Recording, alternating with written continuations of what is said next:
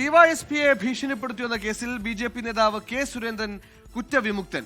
DYSP ആയ സദാനന്ദനെ ഭീഷണിപ്പെടുത്തിയെന്ന കേസിലാണ് നടപടി. Kannur judicial first class magistrate കോടതിയുടേതാണ് ഉത്തരവ്. അരുൺ പാറയ്ക്കൽ കണ്ണൂരിൽ ചെയ്യുന്നു. അരുൺ പറയൂ. സുഹൈലെ, ഫസൽ വധക്കേസുമായി ബന്ധപ്പെട്ട് 2018 കെ സുരേന്ദ്രൻ നടത്തിയ പ്രസംഗവും അതുപോലെ തന്നെ ഫേസ്ബുക്ക് പോസ്റ്റുമാണ് കേസിന് കാരണമായത്. 2018 കേസിലാണ് ഇപ്പോൾ കോടതി വിധി പറഞ്ഞിരിക്കുന്നത്. ആ കേസ് അന്നത്തെ ഡെപ്യൂട്ടി പോലീസ് സൂപ്രണ്ടായ പി സദാനന്ദനായിരുന്നു കെ സുരേന്ദ്രനെതിരെ പരാതിയുമായി രംഗത്തെത്തിയത്.